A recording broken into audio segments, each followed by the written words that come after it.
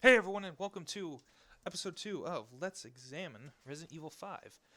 You all know who you are, and my friends, family, and court-appointed attorney know me as David. Uh, so on last time on Resident Evil 5, we played through the first chapter, first two sub-chapters of the game, um, and just got into the game a bit. That much of my commentary for that game wasn't exactly planned out so much as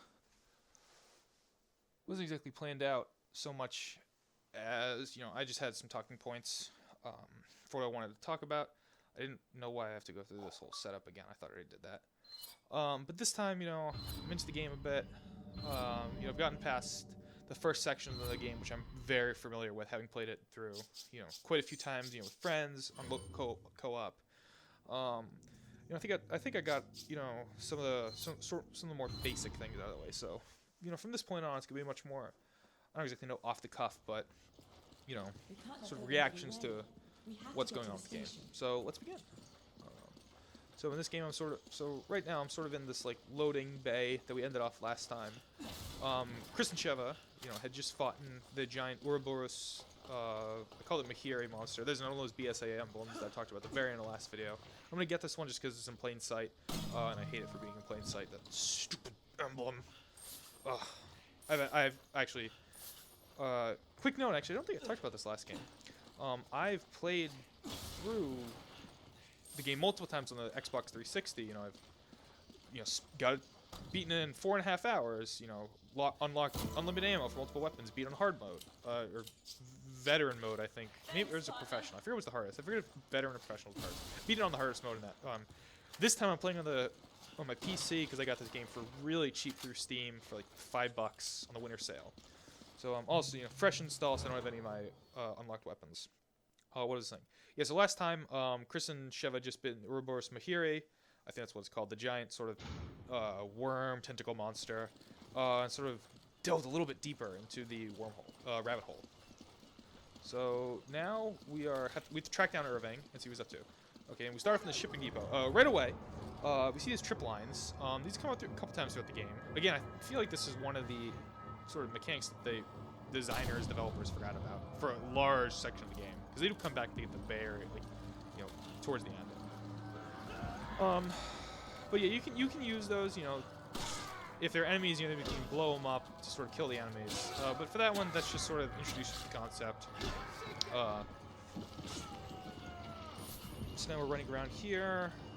Let's see what's going on. Okay, yeah, get that guy with the crossbow. Screw him for having a long-range weapon, right? Who does he think he has? Having range with his weapons? Chef, you're in my way.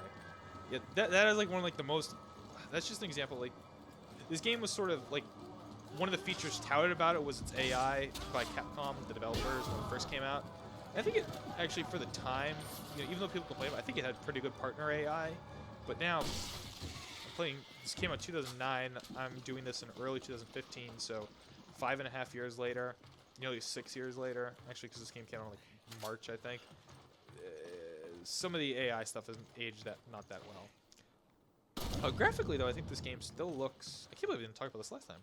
Graphically, actually, I think this game, even though it's 6 years old, which sort of in tech, speak is ancient, I think this game still looks. It's no, Dragon Age Inquisition, Alien Isolation, Far Cry 4, which I think were the three best-looking games of last year. 3 games I love, actually. Alien Isolation is. Perfect if you're an Alien fan. Very difficult game, but awesome. But yeah, I mean, I think this game, still looks, halfway decent. I could believe. Actually, I don't know. I could almost believe that this game, just based on graphics alone, was a much more recent, PS4, Xbox 360 launch title. Okay, this is one of the parts of the game that I actually feel bad about. Because I have a dog, and I love dogs. Now that game is making me kill dogs. Damn you, Capcom. Again, the dogs are sort of one of the classic enemies from Resident Evil. They're in the very first game. I think in this game, because they've been affected by the parasite, they're called the Adjule. Adjula. Again, I could be wrong about that. I know that there's an enemy in this game called that, but I'm not I'm not, I'm 95% sure that's what the dogs are called, but I could be mistaken.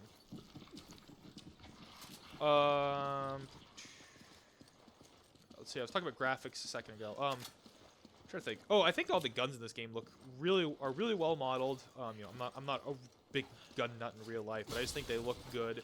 They look realistic, and they're all sort of easily identifiable from a distance. You can.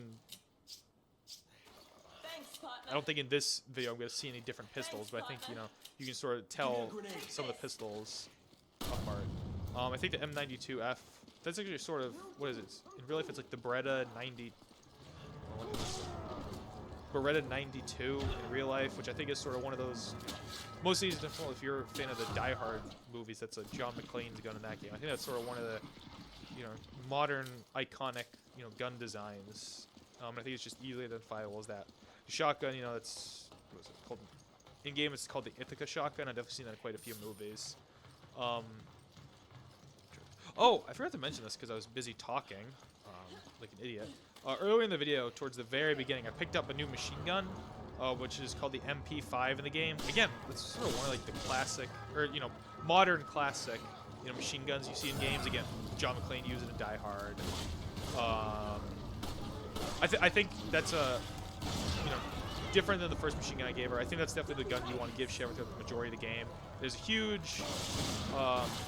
You can get a huge clip, and it's got, because she tends to shoot, the AI tends to shoot for body shots, and it's got good penetrating power.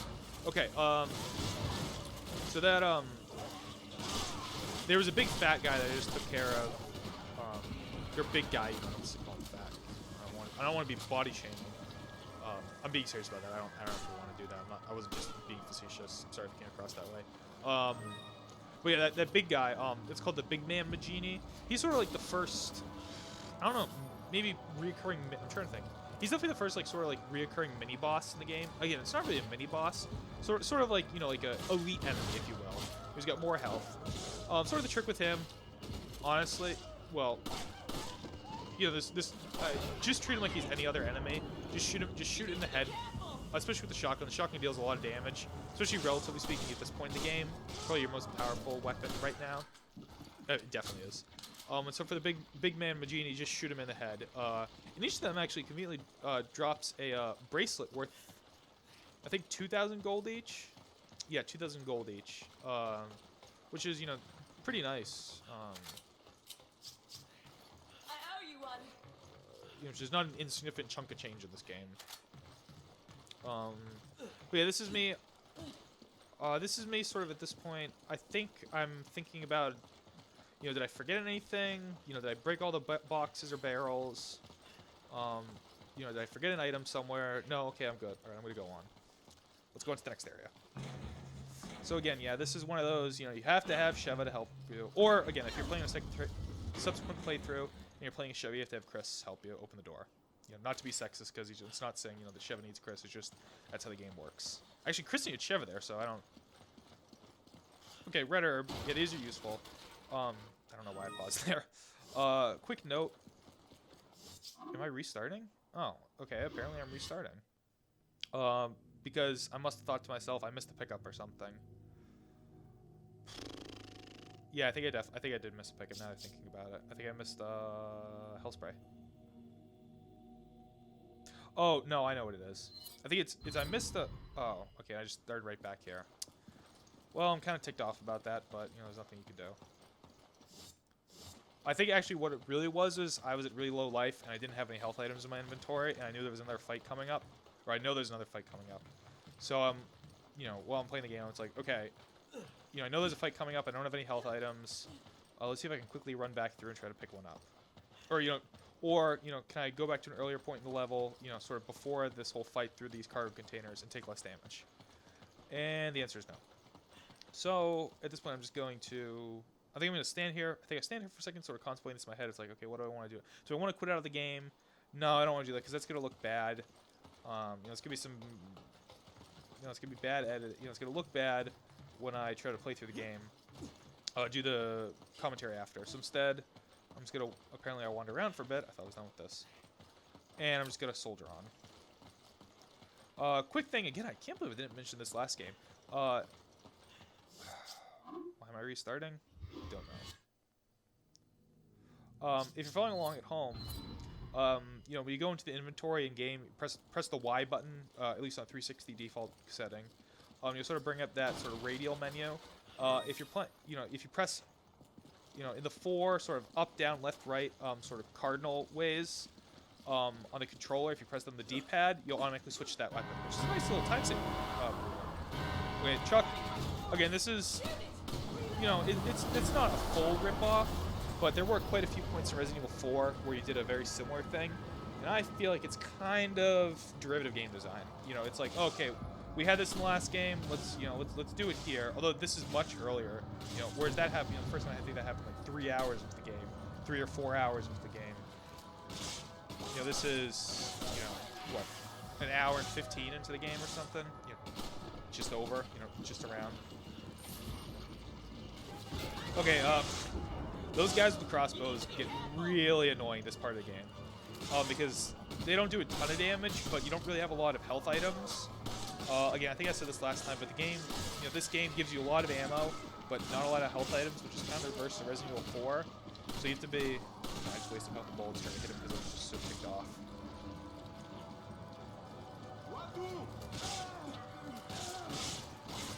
Stompy, stompy. Ooh, curb stomp just made his head. Actually, I think I kicked it, like, hit him in the chest, but his head popped off. It's kind of weird. Anything over here? Nope. Let's check if there's anything in here. Handgun ammo. I can't believe I restarted at that point. It's like, that didn't accomplish anything. Well, actually, I can't believe it, because I probably thought, ooh, I'm, like, right about to get to a checkpoint. Can I sort of trick the game into... No, but I think it is. I think the script, I think it's, you know, again, it's a scripting thing. It's like, once you open the door, it pops you into a checkpoint, even if it said you hadn't gotten to one yet.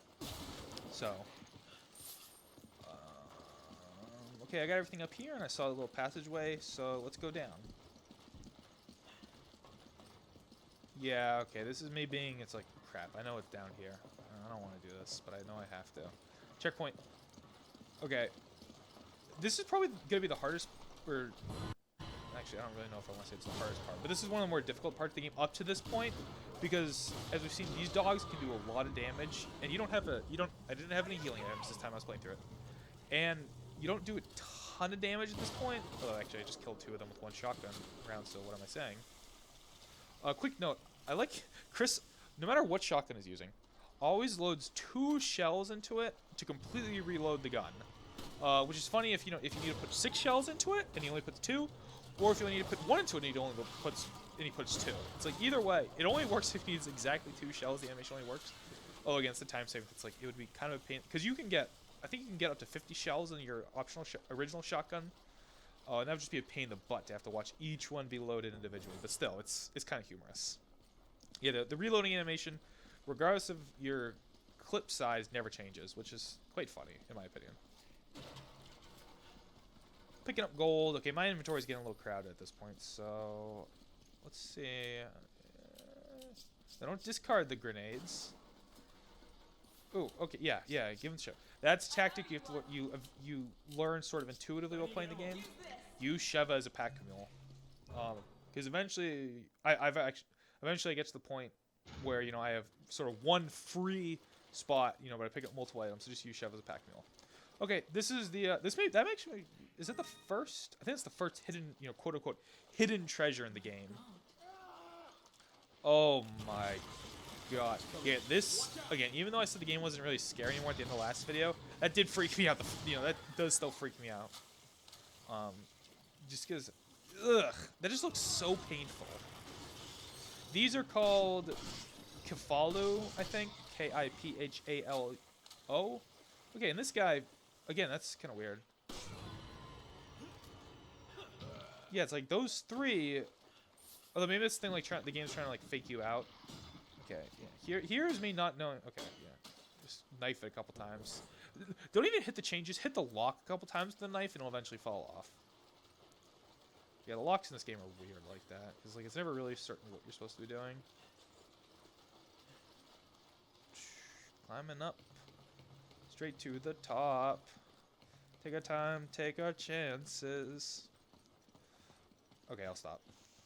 I will not subject you to my horrible singing voice. Someone's here. Yeah, that guy over there. Okay, this is this is a nice little set piece area. You know, you come into this village. There's gonna be a couple fights coming up, but you do get some time. Yep, knife the fruit. Always knife the fruit. These are the, yeah, that was the red and green herb that heals all damage.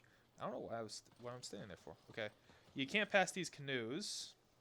Apparently, like, you know, Chris with his huge muscles can't just like topple them over. You know, it's one of those, like you do want walls in a game, so you can't just go anywhere. But it's like, why can't you have, like, why couldn't there be like a wall there? Why did it have to be a canoe that, you know, you could just topple over easily? The game's like, no, you can interact with some items, but not this. Okay, coming up is one of those points where, like, you only know if you've either played the game a lot and just fooled around with it, or like read strategy guides, online stuff. There are valuables sort of under the water here, hidden, that you just have to walk around pushing up against things, waiting for the context-sensitive button to pop up, and eventually you'll find them. So yeah, so there's a taupe. Oh, I just went right past it. Did I pick it up?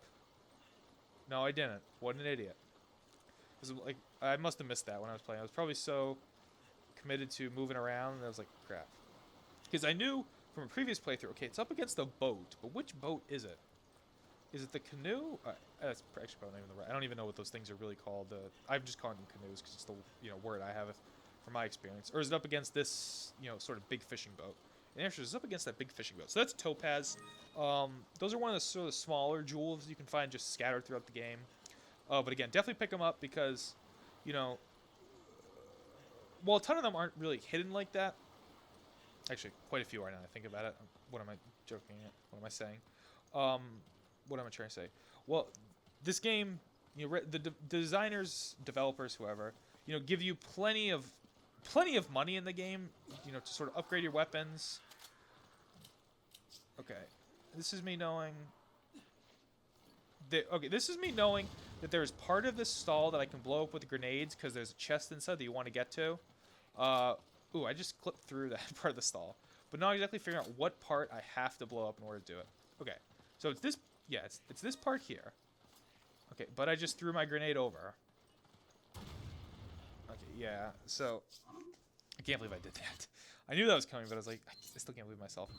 Because I used up like one grenade more than I should have, I restarted. Although, to be fair, I only had 3 at that point, and they're kind of valuable. Okay. Picked up a hidden treasure. Okay, now I know what's coming.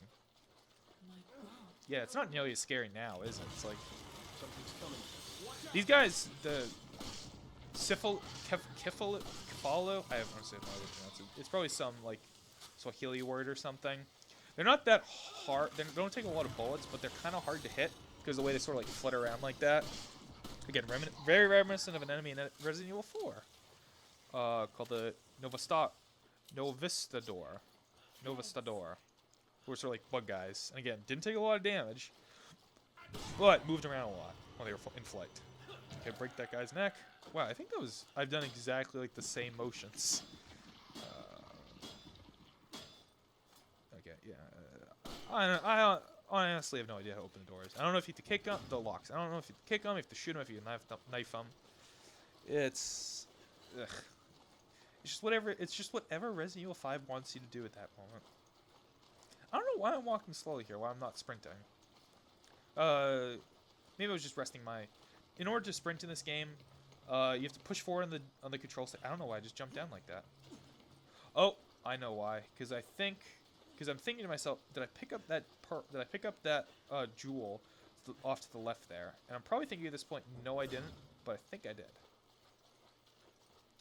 Just saying. Yeah, sprinting in this game is just like any other third-person game. Just press forward on the joystick while holding down a button. In this case, A. But yeah, my right thumb was probably just tired. Or maybe I was just trying to enjoy the scenery.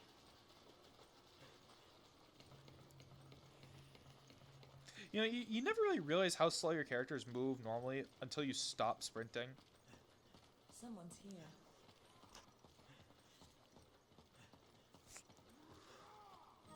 Combine. Crap. Thanks. Yeah, I did that because sometimes Sheva will combine herbs, and sometimes the AI won't. The worst though is like if she has like a green herb, and a red herb. Sometimes she'll combine the green herb instead of the green and the red herb, which doesn't, instead of dealing 100, healing 100%, maybe heals 80%, which isn't a lot, except, like it does matter, like when you're fighting bosses or something, or like bigger groups of enemies, it's like, crap, I needed all that health. Much appreciated. Okay, so let's see if I get all the pickups this time. Nope, I'm not getting in this gold. There's one of the things when you restart. I think this is sort of bog standard in games. When you restart at a checkpoint, you start with the items you had there at the checkpoint, not the items you had, like when you restarted. Which I don't really know how I feel about. Because on the one hand, actually, I guess it makes sense because the checkpoint is sort of like a snapshot, a capture image. So like, how is the game supposed to know? When it restarts, it's not loading. The state that you're in. Okay, it's locked. We need a key. That's going to lead to a set piece that can be difficult if you don't know what you're doing, but can be really, really easy and kind of underwhelming if you play the game a couple times and figure out, exactly where you have to go and the multiple ways to get there. Okay, I think I'm going to do it right this time. Did that work? Yeah, okay, I can barely just clip through that stuff.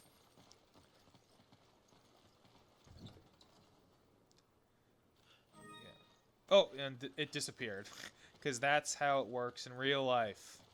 You blow things up, and a couple seconds later, they disappear. Okay, so you see, I can sort of go in. I have to get into that building. And I can go that way through the door. I can break up the lock. But, no surprise, surprise. Once I pick up the key, enemies are going to, fly in. So if I open up the door there, it's going to give them, another point of ingress. Ingress? Yeah, ingress. And I don't want that, because it's sort of a trick to these types of games is, create bottlenecks. Create bottlenecks that you have to force enemies through. So instead, you can go through that window and sort of make that the only entry point. Before I do that, I'm going to go up on the roof and pick up some treasure that I know is up there. Again, how are you supposed to know this the first time you're playing the game? You're not. Like, I don't know. But,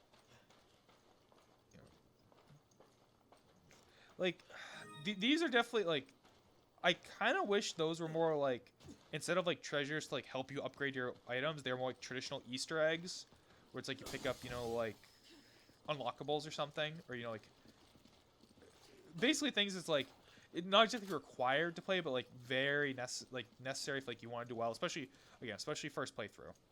Okay.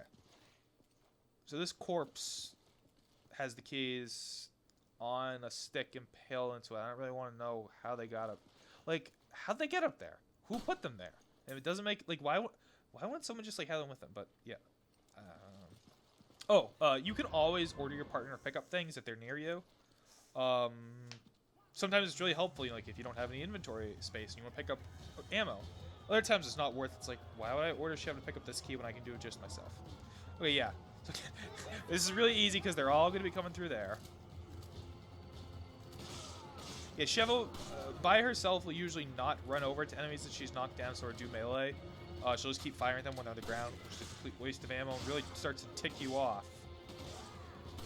Yeah, head pop.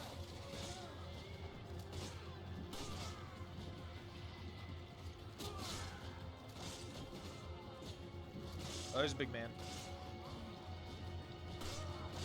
Right there I was contemplating jumping over and meleeing that guy, but I thought for the best. Okay, see, Sheva, now you're out of restock ammo. Okay. Yeah, I think once you kill that guy, it's basically like, there's just a few. Like, he spawns, I'm fairly certain, very close to the end.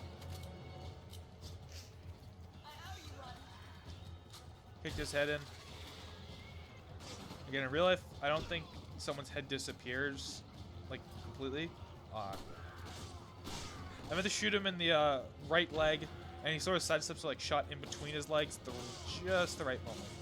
That's one of those really funny unintentional things that, like, happens, when you have enemies that sort of dodge at random. I don't know what I'm standing right for. Oh, I was probably just waiting to see if any more enemies would spawn in. It doesn't look like they're going to, so let's go. Let's go. Actually, I probably shouldn't have done that. Probably doesn't show up too well. Show up? That's not the right word. Sound up.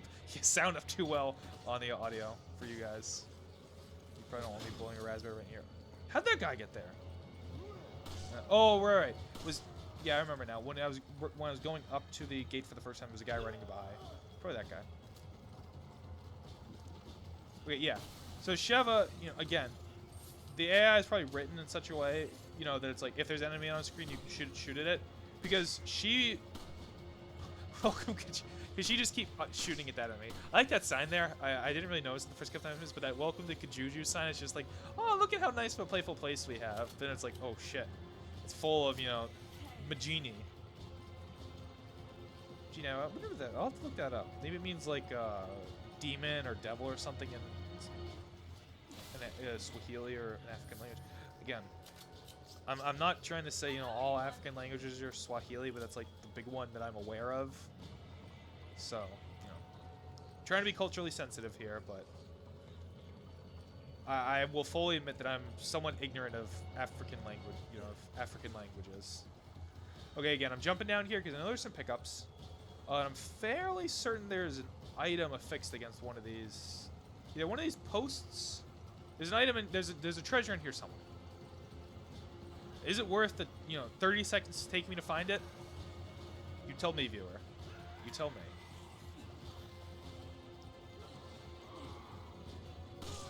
Again, there's this funny little disconnect in my head because I'm trying to find all the treasures, but I'm not trying to pick up all the BSAA emblems, which are both collectibles. They're sort of required for like 100% completion. I think my logic, why I did one and not the other, is that the emblems are only really useful in post-game content, after your first playthrough. But oh yeah, I'm knifing the guy while he is down in the water. There's a little sound. The way you can tell if you're actually hitting an enemy, like, because sometimes you can't tell, is that there's like a little sound, sort of like a. Think of like a. I'm trying to think of like a way to, like, if you like take a knife and like cut it to fruit, like I don't know, but there's like a cutting sound that it makes when you're actually hitting something with your knife, and that's if the game makes that sound, you can tell you're hitting someone even when you can't see them. What was I saying? Oh yeah, treasures versus the BSA emblems. I think I'm going for all the treasures because you can sell for money, and which you can use to upgrade your weapons. Now Kirk comes out of nowhere. I don't even know if we were in contact with him. Whereas the emblems are only useful, if you want to like get infinite ammo in certain weapons, which for the purposes of this playthrough, I'm not using. I could, because I have a lot of them unlocked on my Xbox, but I'm not gonna do that because I don't, that's not the real. I'm trying to document like real game experience here, and like my reactions to playing it. And, if I had infinite magnum ammo and an infinite rocket launcher, it's like there's just no point in playing the game. To except for if you want speedrun, which is fun. And it's I think I said this last week. I think I've beaten this game like 4.5 hours. I think this playthrough is gonna be around 9 or 10. And that's that's playing on the hardest difficulty. I've beaten it like that. But again, that was using infinite rocket launcher and infinite magnum ammo. So make of that what you will. Yes. I think I'm moving stuff. Yeah, I'm definitely moving stuff around here because I know I'm gonna be picking something up important in a little bit. So this is a cool. There's a scene very similar to this in Resident Evil 4, where sort of you're in like a compound setting fighting enemies, and you got like a helicopter pilot guy, sort of like killing guys off and being like your eyes and ears. And this is a cool scene.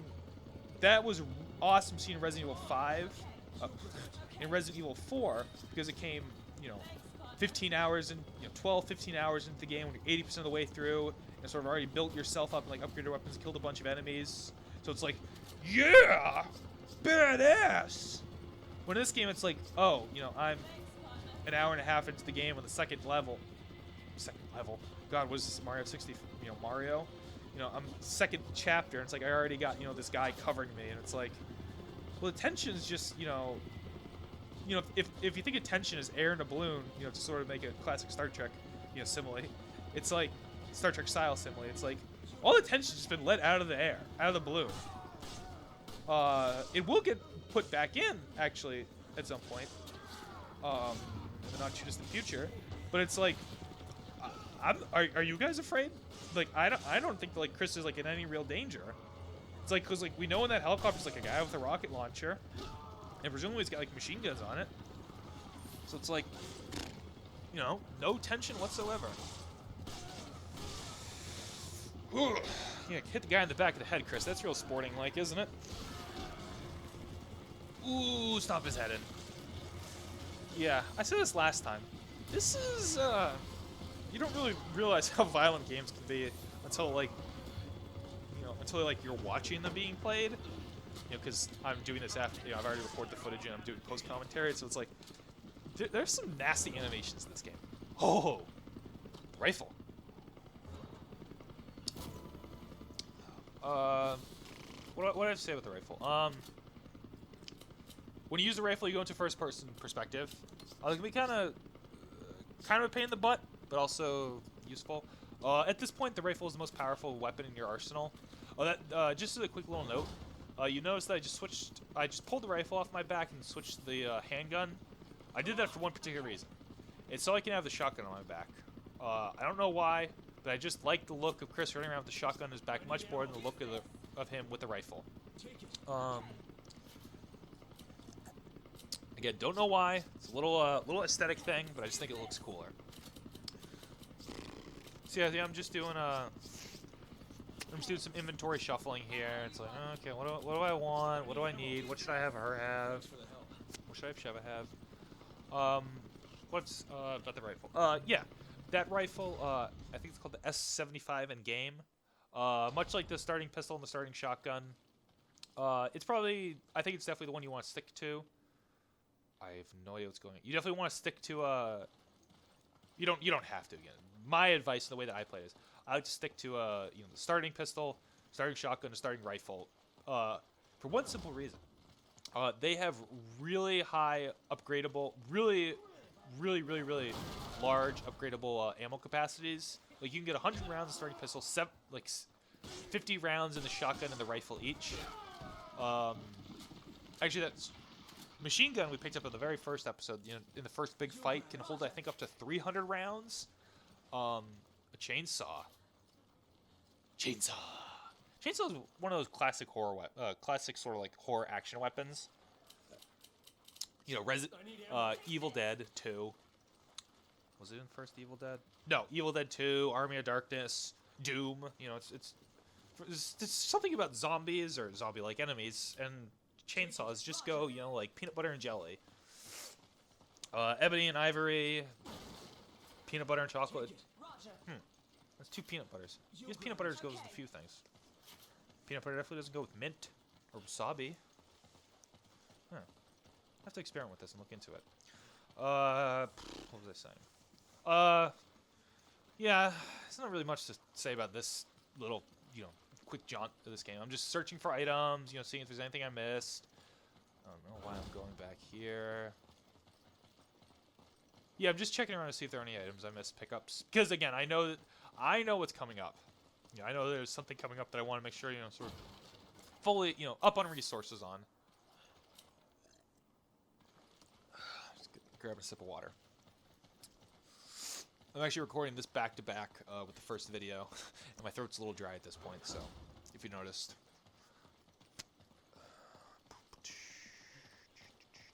I forget exactly. Oh, okay, it's this part. Oh, right, this game. Explicit language. Kids, cover your ears.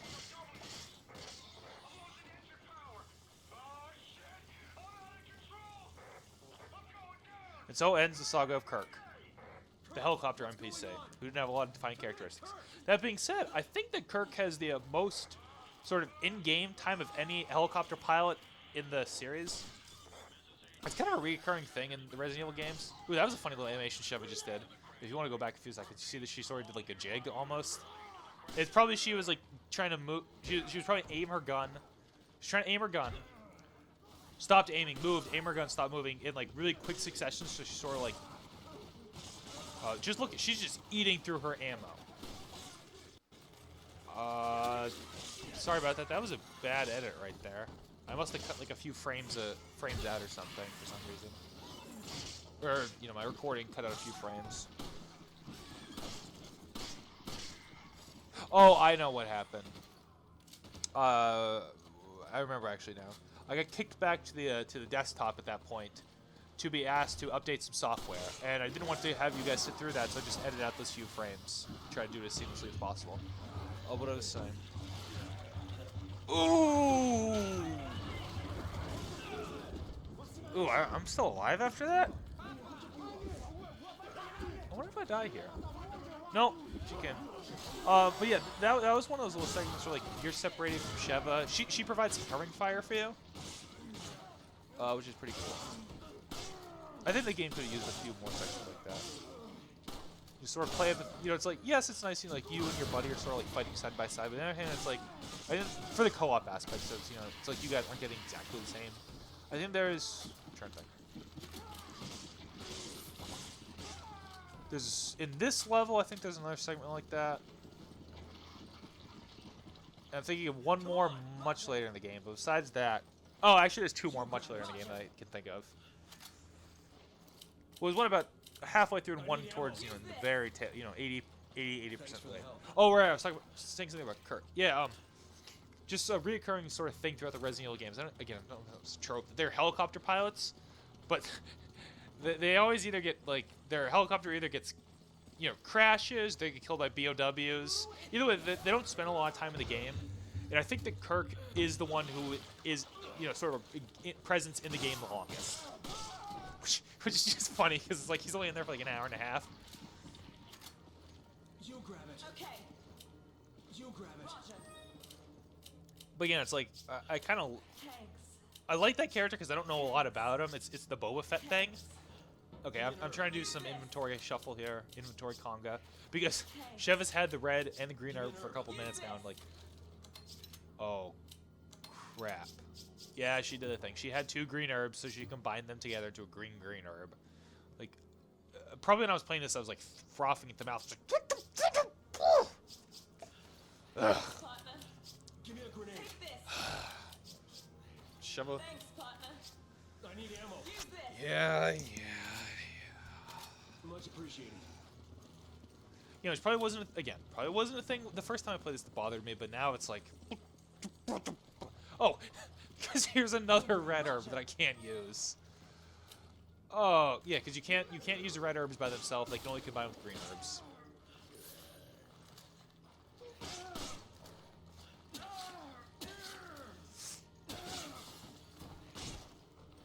Again, why did the head, like, that is really gnarly that, like, the heads pop like that. Oh, she has two machine guns. I just realized that. I didn't take the other one from her. Why didn't I do that? That's weird. Oh, a Steam friend popped up. Oh crap! I think I think that happens quite a few times. It's locked in their side. Okay. Again, this isn't like. Is that a puzzle? I don't really know what to call this. It's like there's an obstacle to overcome. That's what it is. The puzzle sort of implies there's like some like brain thinking. You know, which is the best kind of thinking, right? Straight. Stomp. That's the best. You know, you can one bullet to kill a guy. I would have loved that in the first Resident Evil game where the zombies take, you know, like 8 bullets to kill. And that game, oh my, the early games, when these games were like actually quote unquote survival horror, like you to like count your bullets. That's how like, you know, it's like running away from enemies was a very legitimate option. Okay, so some red barrels down there, which should tell me that there's gonna be a firefight down there. Yeah, again, you know, yeah, you know. Play games enough, you sort of start to pick up on these little visual gameplay cues. It's like, okay, what's gonna go on there? Come on. Handgun ammo. Okay. Okay, I think I pressed start there because I'm still sort of in the mindset where it's like, okay, start. Oh, why did I just do that? I didn't mean to do that. Oh, it's probably I was trying to free up some inventory space. Give me an herb. Okay, so Thanks. see, there's a little. Okay, so what's gonna happen here is I'm gonna throw Sheva across, and then immediately I'm gonna run down to that hole over there. Like as soon as I get control back to myself, apparently I'm not. But what you should do is, if you're playing this by yourself, immediately run down to that hole over there. Because Sheva's going to get ambushed. And you're going to want to pull out your rifle. And sort of provide some covering fire. I don't know what why I was turning. Okay, yeah, definitely hit that, because that'll take out a couple of those guys. I just got an achievement, actually, I think, for doing that. Yes, this is, this is, I like this section, especially in co-op. This is fun. This is a very fun section to play when you're playing with someone else. Because each of you gets a very different experience here. Sheva, she's sort of in a fight for her life. Yeah, this is me thinking I can shoot through concrete, which I can't. I'm trying to blow up the barrel. Which actually, in retrospect, is a good thing I didn't, because it's going to come in handy later, that barrel. Oh, crap. Yeah, so I'm going to try to run down as fast as I can and try to kill those guys. But I think she gets killed here, and I'm going to have to do this little section over.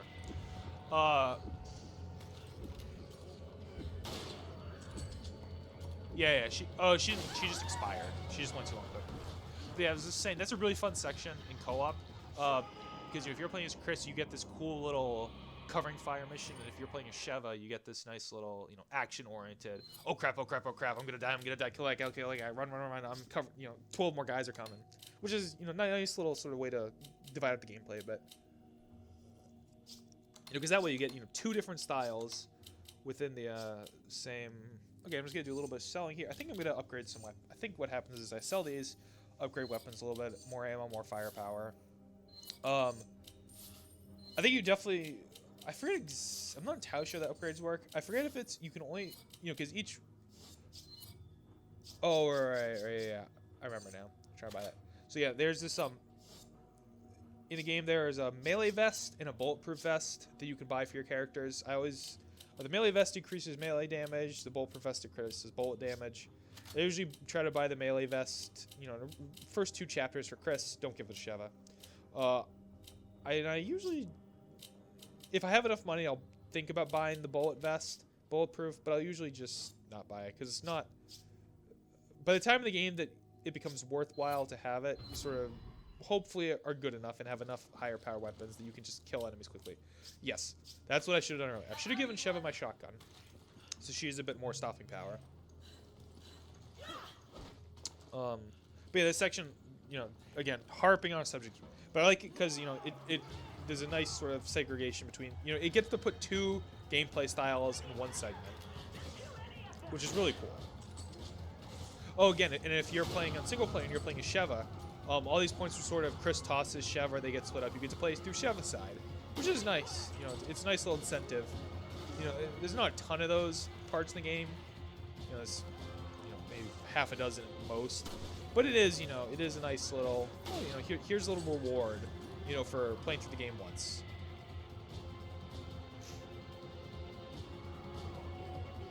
Because I think that, especially in games like this, they're supposed, at the very least, you're supposed to try to have the appearance of being a bit, more about, ammo management, careful use of resources. Infinite ammo is not necessarily the greatest reward. It is a reward, but it's not exactly the one that sort of is most conducive to multiple playthroughs. Except, the one playthrough that you do, like sort of right after you beat the game, where you have, really upgraded weapons, maybe with infinite ammo, where it's like, yeah, this part gave me a hard time, this part gave me difficulty last time. Let's see what happens when I use the Magnum on the boss. And you just sort of, rush through, just eliminate everyone. That is kind of empowering, which is a nice thing, games can do. Especially shooters. Make you feel a little weak and powerless at the beginning, but eventually, So I don't know if there are any enemies left. But I'm going to... Okay, there's a couple. At least the ones that Sheva is shooting at. But I'm going to take a minute here. Or I take a minute here. To sort of run around this little part enclosure and sort of pick up a couple items before I continue. Because, I haven't used barrels yet. So that should tell you, the viewer, something. It's like, okay, what's he saving them for? And I am saving them for something. Okay, Sheva's down to 14 machine gun rounds. Take it. Okay. Even though I said, I think last video and this video maybe, that this game does give you a lot of ammo. In this, these first sort of 2 chapters of the game, you do have to be a little careful with non-handgun ammo.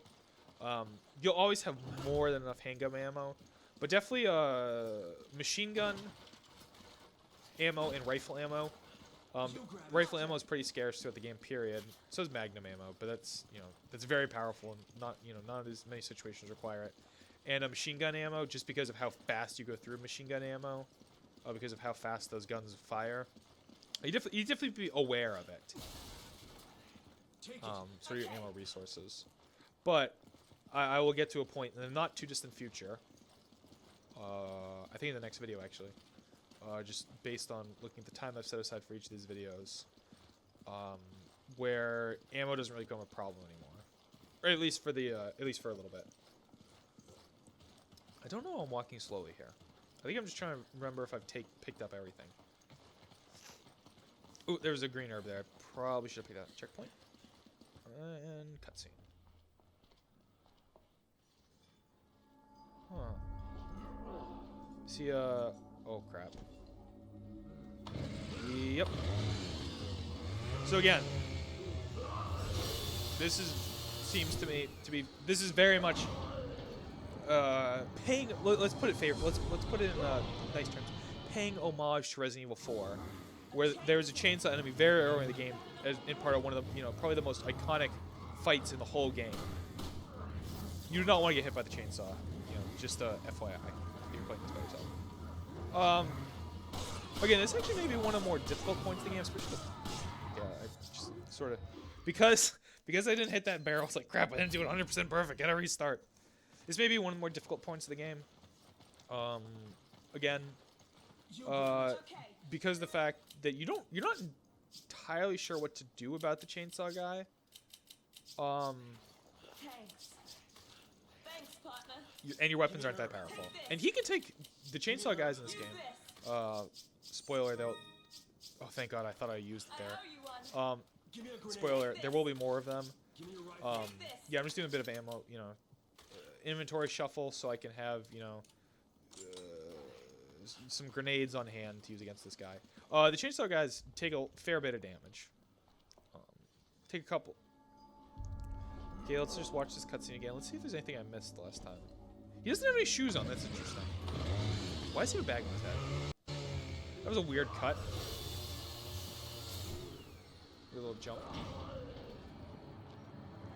What happened there? That line is much less, I don't know, funny is not the right word, but like insightful the second time, like, or at least witty. Like, that's not even witty, actually. Yeah, it's like, that's just like a chainsaw. Crap. That's what that line's like. But it's much less interesting the second. Crap. Damn you, Sheva. It's much less interesting line the second time around. You can't do anything right, Sheva. You use a herb so easily.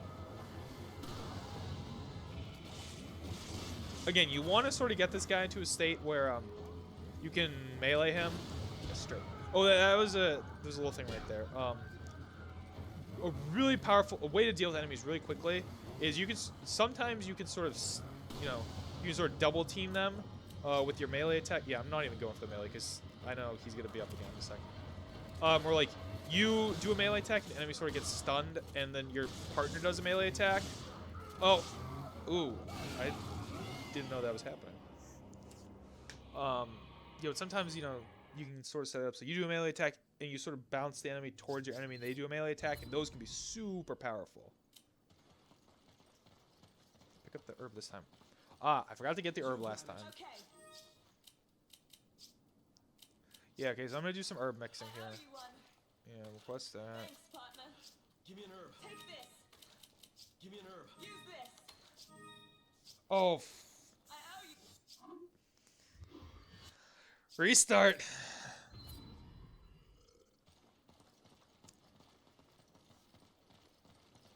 You grab it. Roger. Yeah, it's definitely one of those like you do not want to do. I mean, it's not the end of the world. You're not like, it's not like the game becomes impossible, but it's just like, Use this. you know, there's a fight coming up at that point. You don't want to do that. I owe you one. Give me a grenade. Take this. Give me a Take this.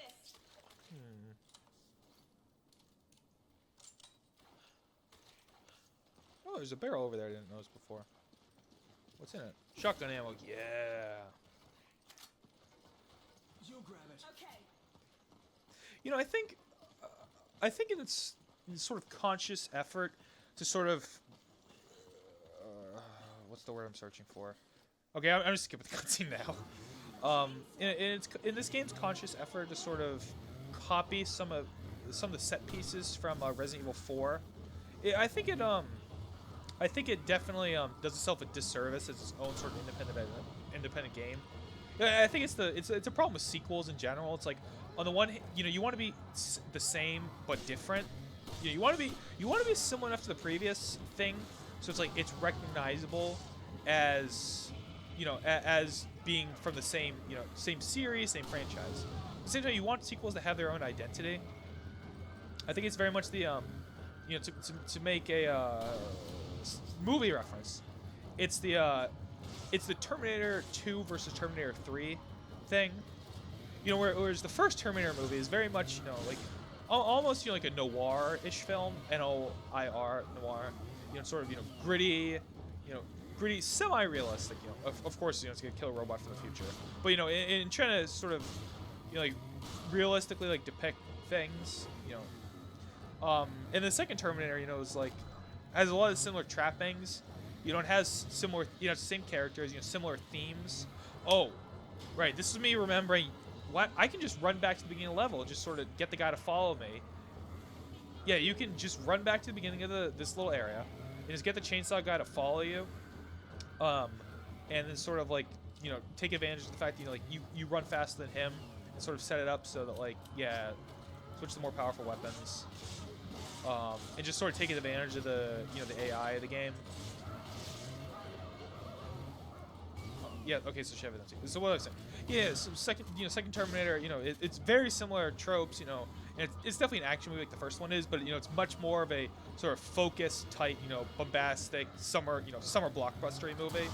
And so to make the comparison, I guess that Terminator 2 would be Resident Evil 4 in this simile metaphor, and then you have Terminator 3, which is I actually like that movie. Oh right, this is me just double checking. Because the chainsaw guys can come up after you've already killed them. They can come back to life. The only way to tell is if their chainsaw stop revving, which is kind of sometimes hard to tell because you have to listen for the sound. It can be hard sound to pick up on. But yeah, I was just saying, I actually like Terminator 3, but it's very much, it sort of has very similar set pieces and very similar characters. It's very similar, just a very similar story to Terminator 2. And that that would be Resident Evil 5 in this metaphor simile. And I think because of that, this game is enjoyable. It is not. It is an evolutionary rather than a revolutionary game. And this game is fine, but where the series went after this to Resident Evil 6 is, I'm sure I would almost be fine if this game didn't exist if it meant we didn't have Resident Evil 6. Which actually does have its enjoyable parts. I did actually enjoy it the first time, but it sort of just represents like the nadir of like what big AAA games can be, and kind of put the. Although there's new Resident Evil game, Resident Evil Revelations 2, coming out, which actually is supposed to be episodic, which actually looks pretty good.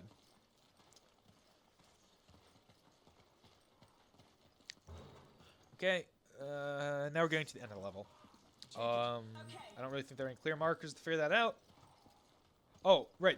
This is very much, as I was saying last time, Black Hawk, this game's like Black Hawk Down. This is like Black Hawk Down. The crashed, I think the crashed helicopter is the most obvious one, but just sort of the setting and the drapings. Yeah, look, this cutscene looks actually really good by today's standards, I think. Actually, now I look at Sheva's faces. Yeah, they're low polygon, but I think they look, perfect. This is perfectly acceptable in my opinion. Especially if you look like Far Cry 4. Far Cry 4 is not that more advanced in terms of character models, I think, than this game. So someone with more technical knowledge than me, can probably easily refute that statement. You explain things. Okay. Outlaw biker gang. Oh, right. That's the thing that Resident Evil 4 sort of introduced. quick time events in the middle of cutscenes. That was like a really big, not a thing that like sort of was in every single one, but that was like like a really cool, innovative thing that game did, and this game has it. I think that game used it better, especially in the there's a whole boss fight, knife fight boss fight that happens within one cutscene that was awesome in that game. You know, if you've been listening to me, you're probably thinking at this point, why isn't he just doing a let's play, let's examine, whatever the hell he wants to call it, of Resident Evil 4? Well, it's because I got the idea for doing these videos 3/4 of the way through Resident Evil 4 while playing it, and I didn't want to just restart the game at that point and play over the points again. This was maybe 12 hours into the game. At some point I'll probably go back and do this. But I think, I perfectly enjoy this game, for what it is. Ooh! That was nasty. Okay, this is beta team, I think. I think that's who these guys are. These guys, they kind of just disappear, beta team, actually. Oh, Sheva's out. Like, what is...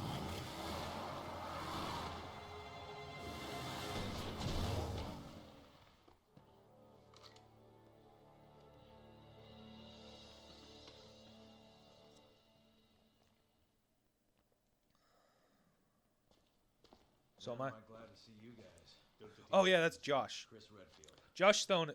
Yeah, Josh. Thanks, Josh. I owe you one. You guys know each other. I trained under Josh. He taught me everything. Trained under. Just gonna leave that out there. Josh is actually, he's one of my favorite characters in this whole game. Just because you don't like, you only meet him when he's like super competent and badass, like that scene. I'm trying to think. I think he only appears in like 3 or 4 cuts, only like 3 or 4 parts of the game. I honestly wish he was in more. Like, I think it would be cool if he was like the main character. It's because Resident Evil 4. Jill, my love. Oh, here's a flashback that we'll get more of later. Figure out. Oh, that guy in the trench coat. He's Wesker. He's from the other Resident Evil games. Chris, are you alright? It's a Jill. The relationship between Chris and Jill is like, I don't really know what's going on. Like, you almost get the impression that like there's romantic undertones between the two, without like, wow, that took me a long time to clear that mission. You get the impression there's like romantic undertones there, without like it ever being explicit. And I actually think that's like really, like really well done. For how much I've sort of criticized Chris as a character, in the past game, and just dumb jock guy at this point, I do think his and Jill's relationship was kind of interesting. Because like it's never explicit, like, oh Chris, I love you so much, and I do too, Jill. But it's like there's something there, and it's like, the fact that it's just like understated and never talked about is like, I think that's sort of it's again talking about aliens. It's if you've seen Aliens, it reminds me of the Ripley Hicks relationship.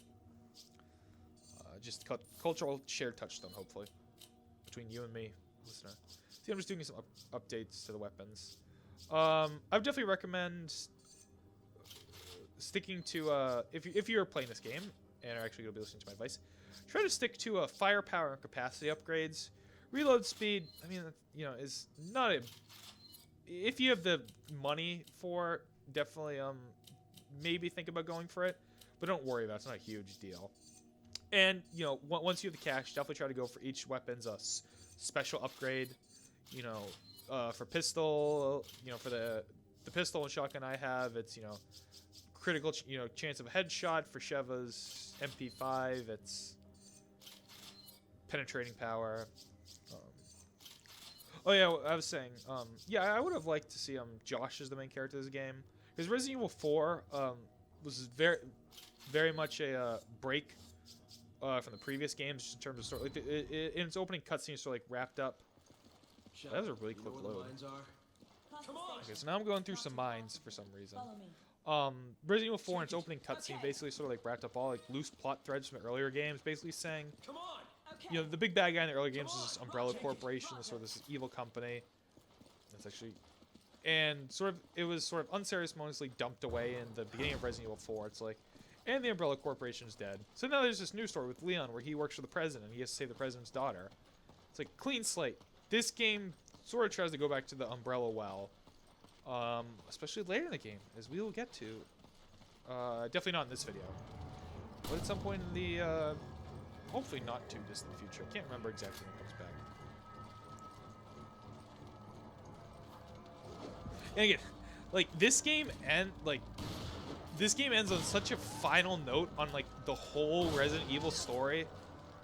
Like, the main conflict, like, you know, basically, like, the main conflict, the whole series is resolved at the end of this game. That I'm like, it's so much surprising, like, the series continued after this. And the way actually, like, the good games of the series continue have actually all been, not actually prequels, but, like, games that sort of, like, came, like, chronologically before this, like, sort of tell, like, different stories. Resident Evil 6 is a sequel to this and is kind of a bad game. Although enjoyably bad. Yeah, it's a little trick there. Oh, because I was talking, I didn't mention it. But a tip for the upgrading weapons. At the end of the level, if at the end of the level, do not reload a weapon that you were planning on upgrading the capacity of, because when you upgrade the capacity, it automatically gives you full ammunition in that weapon. So like that's a really nice way, especially again on early playthroughs, sort of net, you know, like a couple, like, you know, if you're like really diligent about it, you can probably net 200, maybe 250 like free shotgun shells and rifle bullets, which, you know, is sort of gratis. I think it's gratis, free, or quote unquote free, because you just pay for the upgrade, but you know, it's like, yeah. So yeah, so I'm nearing the end of the video here. I'm actually going to be ending sort of midway through a chapter, which I didn't intentionally do, but the timing sort of worked out that way, and in fact the next section is kind of a pain in the butt to play through, so I felt like I'd sort of split this up. So, you know, if you're paying attention at home, I'm not going to be coming exactly to a resolution of this chapter in this video. I'm not going to be trying. In the future, I'm going to be trying to make sure that each. Yes, this is just me. Yeah, I knew there was a jewel there. Again, because I played through the game quite a lot.